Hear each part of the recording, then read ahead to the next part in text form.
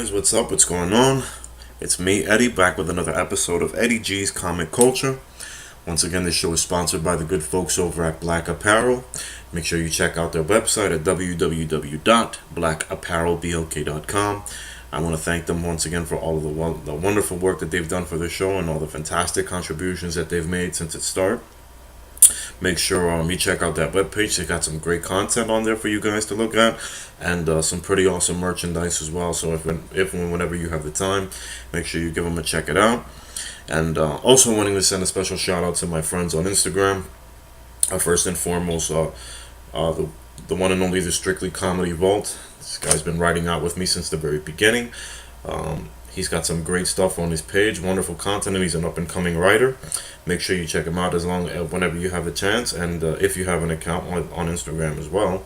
And also giving one out to my friend Blu-ray Dan, who's been a wonderful inspiration for me to make this show in the first place. He's got an excellent page on Instagram filled with all kinds of wonderful content regarding movies, as well as a YouTube channel as well. His show is very excellent and insightful regarding all reviews on Blu-rays for movies both old and new. With that being said, today's episode I wanted to make something very special.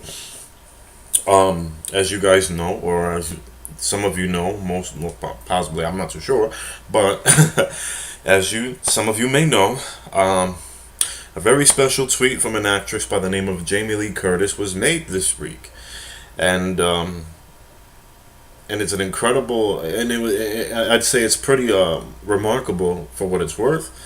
As some of you guys may know, they've been discussing a return to the Halloween franchise for quite some time. In the midst of all these things that were going on, there was supposedly a Friday the 13th reboot also in the mix, but that got shelved apparently for some reason. And almost immediately, then replacement. Not that it was the studio's doing as well, that they did this on purpose. I'm saying, as I figure so much, but they made the announcement that there's going to be the return of Michael Myers on the big screen again.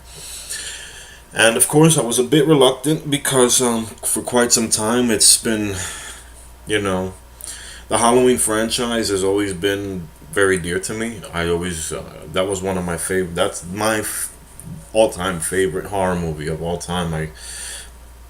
I grew up on Michael Myers, and I hold him in such a high regard. I hold him above all the other known slashers in horror cinema, such as Freddy Krueger and Jason Voorhees, and even Child's Play.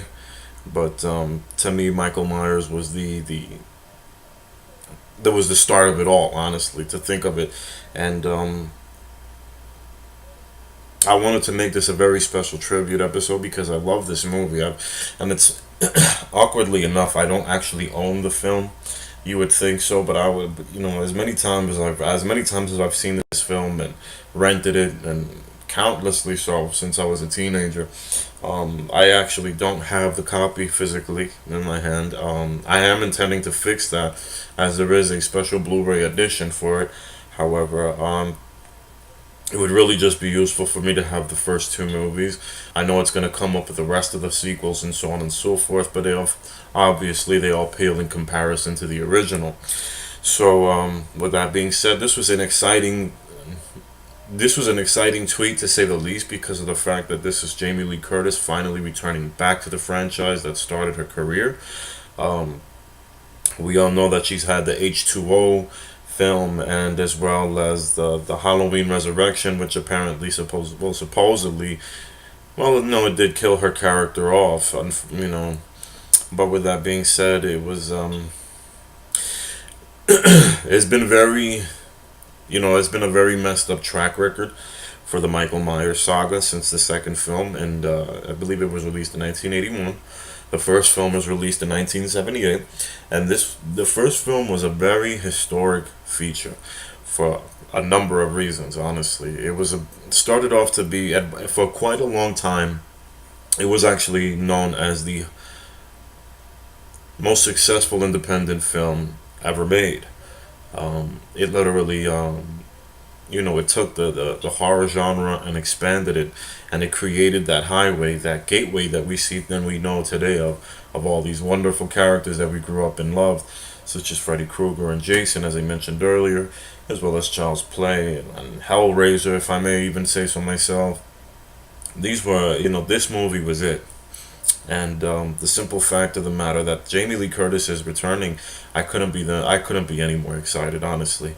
And the reason for that being is because of the people involved in it. Now I'm gonna have to go to my phone here. I do apologize. I don't normally do this throughout my show, but there's a lot of information that I wanted to continue, that I want to make sure I have it right here.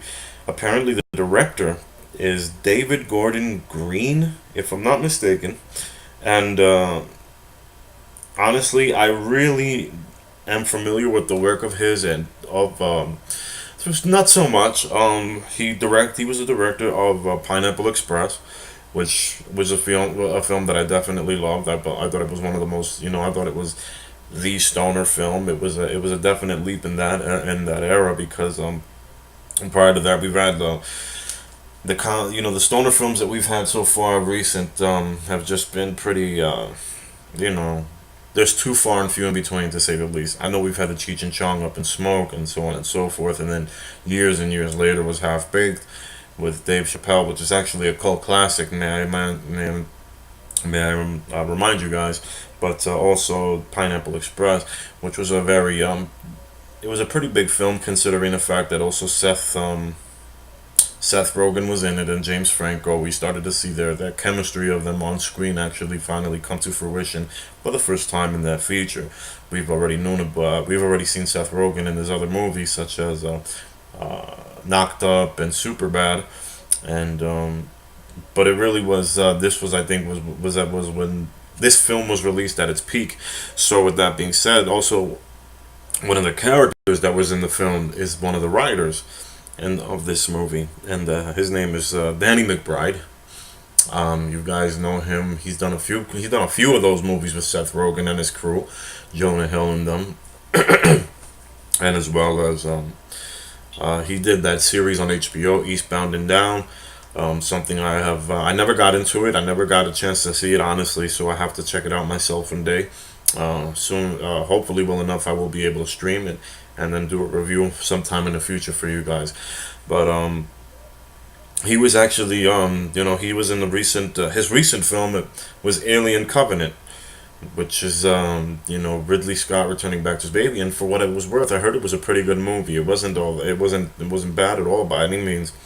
So, with that being said, I was actually stunned when I saw the involvement of them in the beginning, because they made the announcement of this Halloween movie quite a bit, quite a while ago, actually, if I'm not mistaken. We just knew about his involvement along with David Gordon Green, and then honestly, it was in such early stages. I really didn't think that it was going to actually pull through, but apparently it did, and for them to make the announcement and have Jamie Lee Curtis, return back to the screen. She's actually returning for Laurie Strode, and this picture that they released, that she tweeted of her, and it was crazy because when the photo that she tweeted was her dressed up in her same outfit that was worn in the first film released in 1978. And for that's a major deal for me. That's a major deal because it's also, it really significant. It's significant in a way that it sends out that this film is the actual continuation of the first two features. Now, with that being said, and it has been confirmed as well, this movie is going to be pretty much erasing all of the sequels from its existence. So anything after Part 2, which means Season of the Witch, Halloween 4, Halloween 5, Halloween Curse of Michael Myers, and of course H2O Resurrection, will be non-canon to the story. Nothing that has happened afterwards will be acknowledged at this juncture when this movie is released, which is pretty awesome, considering that the story in itself just became completely convoluted with nonsense in the back. It really was. If you was to see this in the later films, the later movies, they decided to put some supernatural spin onto why Michael Myers was just this, that, and the third, was just this terror, this force of evil that he couldn't be stopped, and he was like a super killer for some sort of reason. So with that being said, it was definitely this is a definite fresh breath of fresh air for me. I'm very excited for this because this is a brand new take on it, and I'm so ecstatic. And plus, it's actually happening on the 40th anniversary of the original film, which is absolutely I couldn't believe that. What better way to commemorate this move that feature with this, and hopefully so that it's done with such great taste and honor. And then the fact that also Danny McBride's words on this, he spoke on the feature film itself, and he says that one of the things that he decided to that he loved about this that they're gonna strip it down. They're stripping down everything from the past films that you've seen and they're rebuilding it back up from that. It's an actual continuation from that night in the hospital with Laurie Strode, and they're gonna take out all of those ridiculous elements as I mentioned earlier about the supernatural elements that made that was a supposedly driving force for Michael Myers in doing what he did, and thank God for that. And because it's been pretty bad as of recently, Michael Myers was always kind of shelved back in the very beginning. I mean, after he did after the first two films, then the third film came out, The Season of the Witch, which had absolutely nothing to do with the original franchise. There wasn't even Michael Myers in there, not even Dr. Loomis, if I'm mistaken, if I may say so myself. There was a pretty cool concept of what it was, but it just had nothing to do with the original films, and it was really ridiculous. Then afterwards, Halloween 4 was released in 1988, and that was supposedly commemorating the 10-year anniversary of the original film. But of course, there was no Jamie Lee Curtis involved. It was more than likely her niece had taken over. Was the primary point, or the focal point of this movie. And so, with that being said, it was just with that being said, it was just pretty. It dove away a lot from the story. It embellished it. It embellished the original film, the story that was started from the original film, which was insane, to say the least. And of course, it led to poor critical reception, which poor numbers in the box office, of course. And then, funny enough, that it was pretty dormant, and then it came back in 1995 with Halloween: The Curse of Michael Myers, which was I think Paul Rudd, who we all know from Ant-Man and movies like I Love You Man and This Is 40, and who was also in Knocked Up as well. He's made quite a name for himself as of recent throughout the last 10, possibly 15 years, if I may say so myself, and act in on screen, on the big screen. And he was playing Tommy Doyle, which was one of the original kids from the first movie that Laurie Strode, Jamie Lee Curtis's character, that she was babysitting, her friends anyway. So, with that being said, that was a pretty cool. However, it was just you could tell like this was his first job, seriously, because it was just so. I guess it was like a combination of it being overacted and underacted at the same time, so it didn't really make much sense. Like there was moments where he was just staring out to outer space, and I kind of understood where they were going, where they originally came from with the character. Like he was supposed to be some sort of traumatized person. He lived through the night of horror that originally when he was a child, and that would do a lot of psychological damage, which made a lot of sense. But at the same token, it just made it seem like there were scenes where you were watching him on screen, and it just didn't look like he was really there, like he was really trying hard, I guess, or he was trying too hard. It was just a lot of blank expression on him. There was a lot of blank expressions on his, as far as his character for Tommy Doyle was concerned in that movie. But I digress. 2 years later, we got the Halloween H2O, which was, 3 years later, excuse me, because it came out in, The Curse of Michael Myers came out in 95. This came out in, H2O came out in 98. And apparently it was supposed to be the return of Jamie Lee Curtis. And she did, it was it was still paling in comparison. It had nothing to do with, it just wasn't, it didn't live up to par for what, it didn't live up to the bar that was set from the first film. It wasn't reached by any of the movies afterwards. And then, of course, after that, we have the Rob Zombie remakes. And I roll my eyes mentioning those movies because I really didn't like them at all. I was hoping that with the remake from Rob Zombie, and I had a lot of faith in Zombie because from what he did with The Devil's Rejects and The House of a Thousand Corpses, so on and so forth. I thought the man knew his horror. The man knows his B horror movie. He knows his B horror movies. He doesn't know about. He doesn't know how to make top tier Hollywood entries. First and foremost, the original Halloween, just, it stripped everything about the original Halloween that made it so important, so special. And that being said, it really was a nail in the coffin for anything. Like, I was like, man, there's no way we're gonna see another Michael Myers for quite some time with this. And it made no sense. It was a slap in the face to the character, considering the legend that he is, considering the doors that movie has opened. Because as I said before, this movie was the 1978 Halloween feature film was a very low budget horror film. I mean, it was, there was enough. Honestly, it wasn't. Let me rephrase that. It was an independent feature, but it didn't have. It finally got a studio push after it got sold. After they got a studio push. They got distribution, and the most that they really spent on was the camera equipment for the film. But even then, this movie was so groundbreaking in so many ways, and it's because of the fact of how it was done, the way it was written, the way it was shot.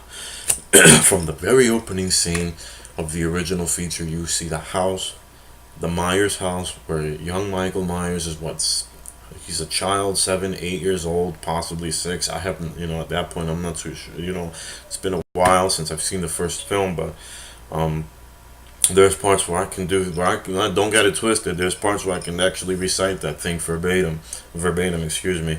But there's like from the opening scene, you see the darkness, and even during the scenes as it flashes forward into the present day of that, at that time it was a present day Haddonfield, and the shots of them going out on Halloween, and you see Laurie Strode walking the streets and it was a very dark film. It was a very dark element, even during and I cannot emphasize that enough. It really drew you into that ominous, dark tone, like you knew there was something in the air. There was something bad that was going to happen because of what was witnessed earlier. And this town didn't know exactly yet what was going to happen, what it had coming to them. So, what was so special about that was just the way the film was just an authentic piece. It was really an authentic piece. The horror was fresh. It was honest. It was in your face at the time. It was pretty groundbreaking as John Carpenter went behind this, as John Carpenter would have those point of view shots of Michael Myers walking down the streets, so on, the stalking pit. He was pretty much, it literally it grabbed you by the chest and the nerves, because this was the one and only. It was basically the fear of it all. This wasn't just Exorcist. There was films like Exorcist and the others of like Friday the 13th, and Friday the 13th was somewhat close to say the least. But Nightmare on Elm Street, these outlandish, they were pretty. Don't get me wrong, they were good movies. They were great films. But however, like the ideas were pretty outlandish to say the least. Unless you have like a heavy belief in this, unless you have heavy spiritual belief in certain things, that can be played. This movie played in on real fear. This movie played in, to me, what can actually happen. A person who escaped an asylum, an insane asylum, an asylum for the criminally insane, if you could say so. It was hard. It was Haddonfield's version of Arkham. Let's put it that way. He manages to escape, and in the middle of a stormy night, hijacks a car from his doctor, and a nurse who was driving it, and manages to pull off and drive off into the night. As you see, there's no lights. There's no lights in that scene other than what's shown from the highway. And that was another pivotal scene in the movie. There was no lights whatsoever, other than what you saw on screen, basically, which was the headlights showing these figures, these obvious mentally these mentally incapacitated. I'm gonna call it what it is. They were all deranged. These deranged psychopaths walking the hospital grounds in their white gowns. No faces were seen. You just saw people moving, and that is what really grabbed me by the stomach, because you know this wasn't some sort of spiritual thing. This wasn't some sort of inexplicable, concept of, oh, somebody got entangled, somebody was entangled with the spirit world by playing a game of Ouija or God knows whatever stupid nonsense that a lot of those movies, a lot of these movies actually now play on nowadays. Some of them are, a lot of, some are good. Let me not knock them. I'm not going to knock them entirely if you're having it. I'm not going to knock anybody for having an imagination, because a lot of these movies, a lot of those horror films do have good imaginations. A lot of them just have very poor executions. This was the benchmark.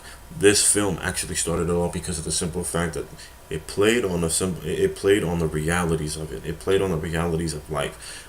You never know who is. You know what it always. And there was that saying: always make sure you look over the shoulder. And something like my mom would always tell me, like cuatro ojos in Spanish, and that means four eyes. And in other words, in translation, it's not about glasses. It's talking about making sure you have the eyes in the back of your head, because you don't know who's who, you don't know who's what, and you don't know what motive they have in mind. And that's exactly what this film played on. Okay, there wasn't any fancy special effects. It was nothing like that. It was just a man who was driven by pure evil, and that was heavily emphasized in the film as well. Donald Pleasance was an excellent actor. Um, you may know him if you're from my generation. You know him from other films. You know him from films such as another classic film, Escape from New York, with Kurt Russell. And he played an excellent psychologist. He was the man that actually had you on pins and needles as well, because you know, he was the hype man in the movie. He pretty much gave everybody exactly what the idea of who Michael Myers was. And with that being said, the things that he brought to the table was just outlandish. He added to the fear, and he added to the fear so eloquently. It was just amazing how he would talk to the sheriff and actually describe his sessions with Michael Myers by saying that he would talk to him and he would just see nothing but a blank face, asking him questions. And there's and in some versions, when they started to play Halloween on local channels on television, and particularly so in New York City, like on Channel 11, the PIX station. From time to time, they actually did, and I think ABC as well. From time to time, those TV broadcasts, even though they were still cut, they were still pretty scary, because they did add on a few cutout scenes. Like there's a part where they actually have a scene in the original film where Michael Myers, I don't know if, I believe, yes, it was the original film, where Michael Myers is staring, he's a young boy, he's staring out the window, and you see Dr. Loomis is talking to him, asking him questions, and the boy has absolutely no expression whatsoever on his face. He's just looking out the window, staring, just staring out the window. And you could see that. Then all of a sudden, he just slowly pans over to. He turning to the. Now, mind you, this is the camera view. He's turning towards the camera, which is supposed to be Dr. Loomis, from where he's sitting at his perspective, and he just slowly stares at him, and then turns right back. There's no way that you could capture the essence of a psychopath, especially the early stages of a psychopath, because at that point he was already a murderer. He was already a convicted killer. He killed his sister, as you see in the first part of the movie, the first scene of the movie. And he's hunting down everyone in his neighborhood. He's hunting down everyone in his neighborhood, and every one of these people that he kills, he does it in the most terrifying way. Terrifying. Absolutely terrifying. One of her,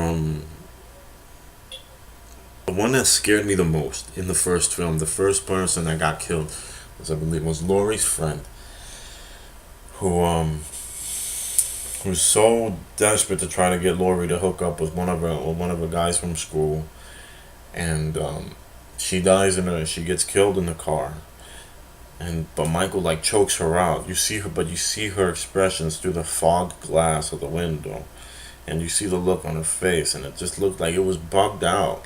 Like certain people might have laughed at it because of the way it looked. It looked a little funny, but the fact of the matter was that it played on that fear. Like you don't know, like oh shit, like she just got strangled to death in her car, without even she didn't even make it out of the house. You know what I'm saying? And nobody couldn't hear anything other than the fact until she hit the up until when nobody knew nothing, absolutely nothing. Even when her head, as she slumped over and her head hit the horn on the wheel, Michael immediately it stayed there for a moment, but Michael immediately pulled her head back. So there was no way of knowing exactly what happened. So meanwhile, all of these people are getting killed prior left, left and right. But before he's doing that, before he does that, he literally stalks everyone in town. And it starts off with Laurie Strode. It starts off with Jamie Lee Curtis's character. So he literally follows her to the school. He follows her home from school. He follows her. He stares at her from the backyard.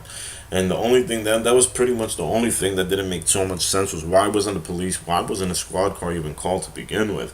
Because if there's somebody out there stalking you and you see someone stalking you, like she knew that he was behind her all the way, and like there was no effort in notifying the police or any of the authorities whatsoever. By that time, even then, when Dr. Loomis was already in town, because he was already in town by then. He was already talking to the sheriff, and funny enough, it was the sheriff's daughter, the same girl who got strangled, that got killed in the film. So it was such an amazing piece, man, and the way everyone, it literally brought to the, it really brought to the, it really made it raised the hairs on the back of the neck. That's how I felt about it. And there were times where I did get scared. I couldn't sleep at night watching, after watching the film, because when I was a kid, Michael Myers was terrifying. Here you have somebody like someone over 6 feet tall in a jumpsuit with a white mask on, like a whole, you know what I'm saying, like an entire, like a pale white mask, and he's standing in the distance in the dark, waiting, waiting patiently to make his move. And when he does, you're done. Like that's it. Like he's not, he was a vicious, cold, calculated killer. And the fact what made that movie so important was the mystery that was the character itself was shrouded in mystery. No one knew exactly what possessed him to do these things. He just did them. He just did them. He didn't speak. He didn't talk to nobody at all. And that was another one of the things that made it even more scary, was the simple fact that Dr. Loomis makes a statement that after all those years of being locked up in a psychiatric ward, he made not one sound, not one peep to him. So there was no conversation whatsoever going on between those two. The only one who made the efforts to talk was him. So Michael was completely silent throughout all this time, and that's a long time to be stuck in a room and not saying anything. That's a problem. That's a real big problem. But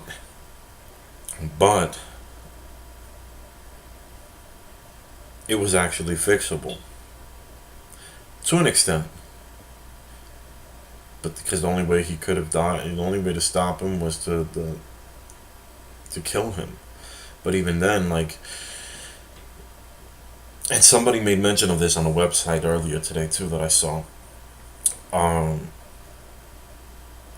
you never knew. Part of the reasons why nobody could put down, or anyone could think of a reason as to why nobody could put him down, was because he was either hopped up on some drugs or whatever. He probably stole like a whole cabinet full of drugs from the hospital, and used that to his advantage, painkillers or morphine or anything of that nature that can dumb down the pain, that he could keep going on a massacre, on a killing spree that he did. Because he took some shots, like he was constantly taking shots like left and right. And then of course, after he supposedly shit, he gets shot off of the balcony towards the end of the film. He gets up and Dr. Loomis runs to the balcony to see if he to check on the body, and the body's gone. And then you hear the music kicking in, and you hear Michael's breathing in the mask, and it goes right back to that point of view where he's looking, where you see the house, then you see all the houses that he visited, then it's his house, and then you see the visual of him looking through the mask, and you hear his heavy breathing, and then the music just cut, the credits just cut on right then and there. But Jesus Christ, what a hell of a film. What a scary movie. That is a scary feature to me. That is a scary film, because the fact of the matter is that this could happen. This could happen at any given time, at any given point, at any given time, anywhere around here. It doesn't matter. It doesn't matter. You could be anywhere in the country. This is liable to happen. The fact that that it's within reach of actually happening, with someone having just a really bad day, or someone who really doesn't have it, who doesn't really have it all upstairs, or has no idea of a restraint. That's a possibility. That's a reality of it, and that's what made it all the more terrifying. So with that being said, this is one of my favorite films of all time. The second one wasn't as good, but it was still a very honorable follow up, because it did take right off from the very last scene of the original film, which also which made a huge impact. And in all honesty, it scared the living hell out of it, because he managed to terrorize the hospital, you know, walking through the corridors, and the lighting was perfect in these movies, man. I gotta tell it to you, like, I'll say it to you guys right about now, the lighting is perfect in both of the first two movies, and particularly the first film. The lighting is perfect. This is the first film, the first movie. You need to watch it with every light turned off, because there's just no way you can experience it. It's really the truth. I'm telling you, you gotta watch the first film by yourself with the lights complete, with all the lights off. You can't do that. You have to immerse yourself in it, because it is a very dark film. The lighting isn't, the lighting is purposely done so it can look like, so it could give that ominous feeling, that horror feeling, because it made it happen. It built up on that. That was a driving force of it. That was what made the movie the film that it is today. And to think that it was just an independent film, it cost like maybe $100,000, and one of my friends, he said that that they had bad reviews. I was like, I didn't see that anywhere. I've read that this film was completely revered after it's released from critics alike. And the movie went ahead and for a movie to cost what, $100 grand to make $50 million. That's a hell of a profit for a studio to have, bro. That's a hell of a profit for the studio to make. So this is exactly the reason why that movie drove the force for it. And it's like I said, man. It's just the that it's grounded in a sense of reality. That's what made it even more scary, because movies like Friday the 13th, and A Nightmare on Elm Street, especially A Nightmare on Elm Street, it embellished so much on the fact of the unknown, and that's almost impossible, to say the least. I don't know. I don't mean to offend anybody who has some very heavy spiritual beliefs in these things. Personally, I don't. So it's not that I'm not trying to write it off as I find it very hard to believe. I'm sorry. But the fact that this movie was actually grounded in that sort of reality is what added to the fear, is what made the fear so much more gripping and terrifying, because I'm pretty sure when the film first came out, it had almost the same effect that Jaws did. Everybody was after Jaws came out, the first Jaws movie came out. Everybody was scared as hell to walk into the beach and go into the water in the summertime.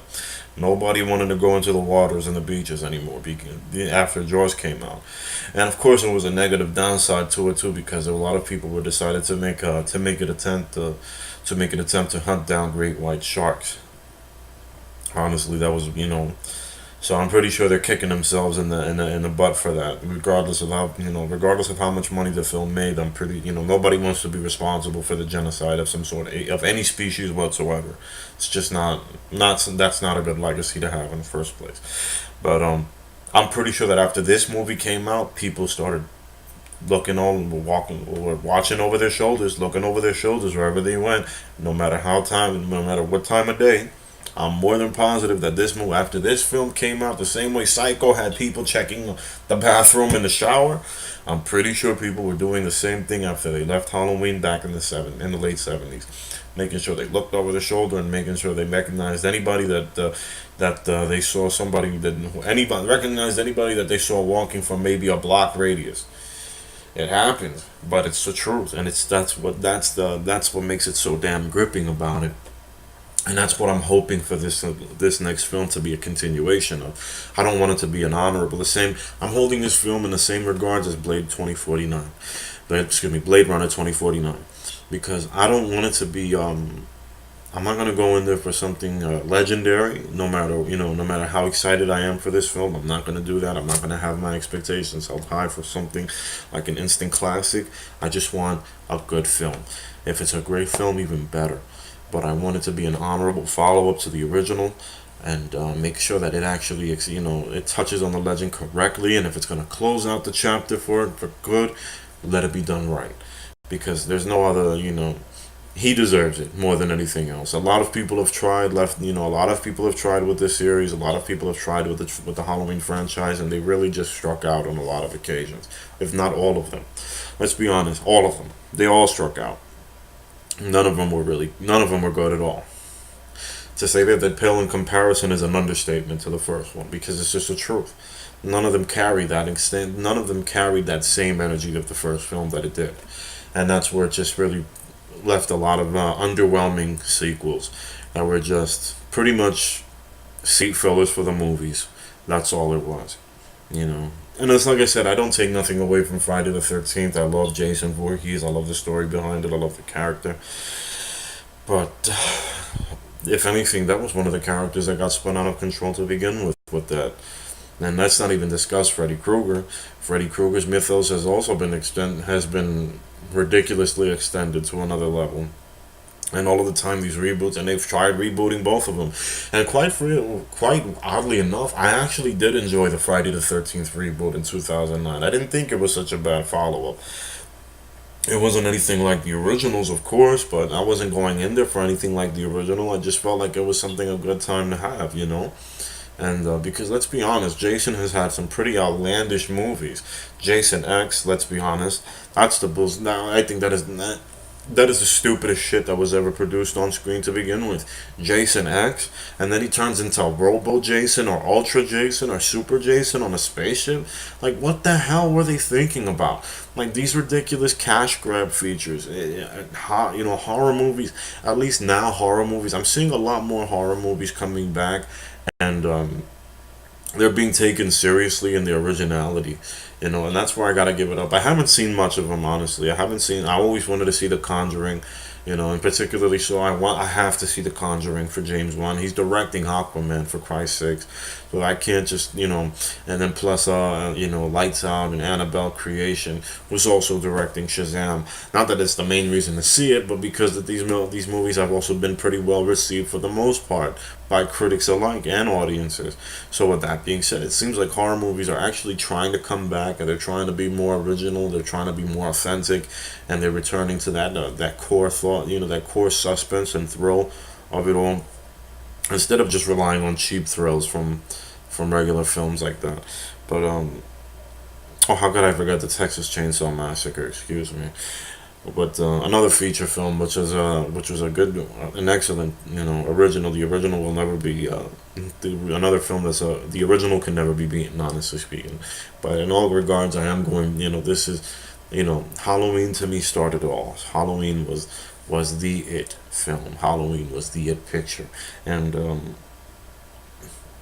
it just never got that prop. I felt like Michael Myers never really got that proper due.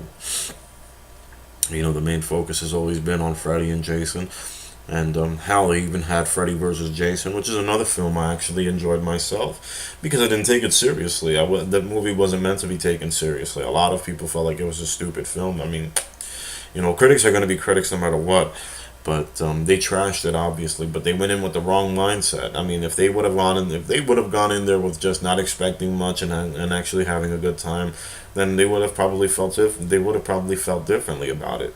But that's exactly what the movie was. It was a good time. It was something to have fun to, while watching. It wasn't something to be taken seriously. Come on, man. And in what way possible can Jason Voorhees and Freddy Krueger cross paths with one another? If anything, Jason could have crossed paths with Michael Myers because it made more sense. They were more in that realm. They was more closed into that realm. Jason Voorhees terrorized a camp, whereas Michael Myers terrorized an entire town. So that made sense, and it made more sense than having him fight someone who killed people, who killed teenagers in their dreams. You know, seriously. And then of course, there was The Exorcist, which is highly revered. I personally am not crazy about that film. I just never really. I'm gonna be honest with you. I never understood the hoopla. That was one of the films that I really didn't understand. So I mean, I guess it was because I was hyped ever since I was a kid, and ever since I was a child. That film was always hyped. There was always so much hype built around it that by the time I saw it, I was just so underwhelmed. It wasn't even funny. I actually fell asleep in the theater watching it. That's pretty. That says a lot. That says a lot. And my older brother, he could not believe me. He could not believe me when I told him. I was like, man, you thought this movie was really that? Like, I mean, I guess, and it didn't, when I told him I fall asleep, he looked at me like I was crazy. And I was like, man, this is your fault. You blew this movie up into this way out of proportion ordeal. And I was expecting such and such things to happen. And then I was completely left underwhelmed. So it made,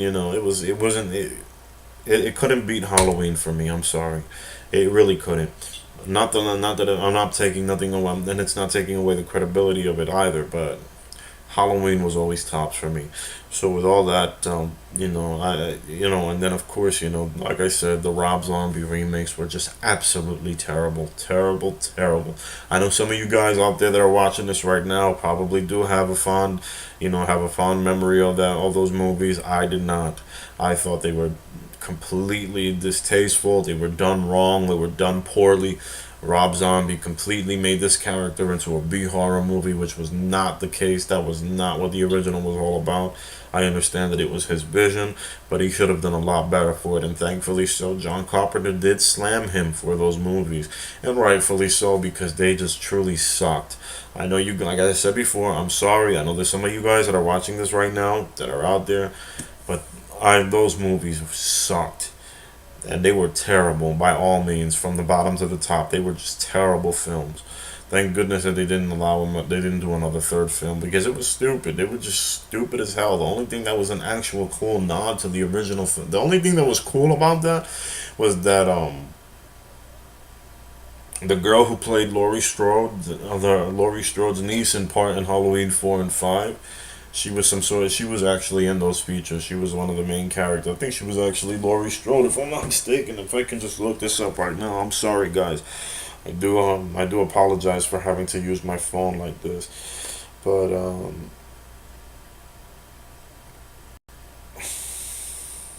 and by the way, the budget was $300,000 for the original Halloween film, and yet it still made over $50 million due to considering an inflation now. Yeah, it made over $50 million. So in your face. But let me see. Let's just go through the casting over here. Let's see.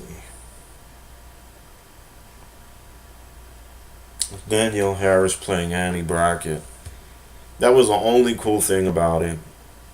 That's it. She just played one of the girls that Laurie was cool with in the remake, in the 2007 Rob Zombie remake. And all in all, it was still a terrible movie to begin with. It just didn't, what a waste of what a waste of Malcolm McDowell's talent, because he's a pretty good actor. He really is. And so, and the way he wrote, the way he portrayed Dr. Loomis was just so ridiculous. It was so ridiculous. And then he made it even worse in a sequel. He made it so much worse. I couldn't. I never forgave Rob Zombie for it. I thought he was just like at that point I realized he was a pompous asshole, because for him to take a character like that, for him to take this movie and literally warp it from what it was originally, was a slap in the face to all of the fans. And the fact that there were some people that supported this is just beyond me. I'm sorry, guys. I don't think anything less of you, but I can't support your taste. I really can't. If you like these movies, I just can't support your taste. Oh, some people, there was, and now these are some of my own friends that were saying this. Oh, I appreciated the backstory. I didn't. The fact that it made this much more, the fact that it made this, one of the driving points that made Halloween more horrifying was that you didn't have a backstory. You didn't know why he was doing this. You didn't know why he was pushing him to the edge. You just knew that he was out there doing it, and that's what made it more terrifying. So, with that being said, hopefully this movie comes out, and like I said, so far, from what I've seen, from what the writers and the directors have been saying, especially Danny McBride, I mean, I'm very impressed. And the fact that, I'm very impressed that they managed to rope Jamie Lee Curtis back into the fold. And I'm loving what I'm hearing so far about it. The fact that they're stripping down all of that nonsense. None of the other sequels and films after that are canon to this, and it's going to be an excellent. I think that's going to be the best way to do it, to do a direct sequel to the second Halloween film. And I can't wait to see what they're gonna come up with when that teaser trailer drops. I'm gonna go through the roof, brother. So, and that'll definitely be. I'll probably have another 45-minute episode, maybe longer than that, regarding it. So, with that being said, guys, I'm gonna wrap this one up. I want to thank you guys all once again for riding out with me since the very beginning. Um, Thank you for all the love, and if you have any questions and comments or suggestions, you guys know what to do. Hit the comment section. I'm gonna be checking them I always check the comment section on all of my videos. If you guys just want to have a simple conversation, you can still do so. Start it up in the comment section. I will answer. I will answer right back. I will definitely answer right back. This forum is completely devoted to talking with the fans and everyone who's interested in having a conversation regarding these topics. I just want to know what you guys think about it, hopefully. What do you guys want to see out of this next film? What are you guys hoping to see from the next film? And let's see what you guys are interested in more for the future for horror movies or Halloween in general. So with that being said, you enjoy your weekend, guys. Have a great Saturday night. Until the next time, take care.